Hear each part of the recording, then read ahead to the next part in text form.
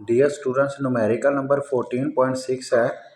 इसमें वो कहता है कि two resistance of 6 kilo ohm and 12 kilo ohm are connected in parallel.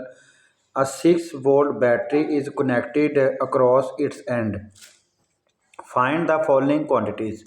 Number 1 equivalent resistance निकालनी है। Number 2 current passing through each resistance निकालना है। Number 3 potential difference across each resistance निकालना है। तीन चीज़ें हमने फाइंड करनी है। कॉम्बिनेशन है, पैरेलल है। टू रेजिस्टेंस R1 और R2 और किलो का मतलब है 10 की पावर 3, इसलिए हमने उसकी जगह पे जो है वो 10 की पावर 3 लिख दिया। बैटरी वोल्टेज है 6 वोल्ट है।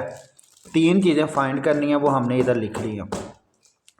और यूजिंग हमें इक्विवेलेंट रेजिस्टेंस जो कॉम्बिनेशन पैरेलल है उसका फार्मूला ये है 1/RE 1/R1 1/R2। R1 और R2 की वैल्यूज पुट की, एलसीएम लिया तो कटिंग करने के बाद ये 4 किलो ओम आ गया। उसके बाद आपने I1 निकालना है। I1 आपके पास, क्योंकि पैरेलल कॉम्बिनेशन में करंट जो है वो डिफरेंट होता है और वोल्टेज सेम होती है, और हमारे घरों में भी जो है वो पैरेलल कॉम्बिनेशन यूज़ किया जाता है। I1 is equal to V/R1। अब यहाँ जो R1 आपने यूज़ करनी है, क्योंकि V जो वोल्टेज है स्टैंडर्ड यूनिट है, तो R1 को भी किलो ओहम नहीं यूज़ करना, आपने उसका स्टैंडर्ड यूनिट इस्तेमाल करना है, ओहम वाला। तो इसलिए आपने दूसरी वाली वैल्यू जो नीचे लिखी है 6 × 10 की पावर 3 वो पुट करनी है। कटिंग करने के बाद ये 10 की पावर 3 ऊपर जाकर माइनस हो गया और ये मिली एम्पेयर के इक्वल हो गया। उसके बाद करंट I2 निकालना है। सेम मेथड आपने यूज़ करना V/R2 और आपके पास I2 वोल्टेज आ जाएगा 0.2 मिली एम्पेयर। अब आपने उसने कहा था कि वोल्टेज भी निकाले, तो हमने एक लाइन लिखी, for parallel combination of resistance the voltage across each of the resistance is equal to the battery voltage. Therefore V is equal to V1 और V2 और V is equal to 6 volt. 6 volt हमारे पास जो है वो voltage होगी। Numerical number 4.7 है। 4.7 में वो ये कहता है कि an electric bulb is marked with 220 volt 100 watt power. Find the resistance of the filament of the bulb if the bulb is used 5 hours daily. Find the energy in kilowatt hour consumed by the bulb in 1 month। Important numerical है ये भी।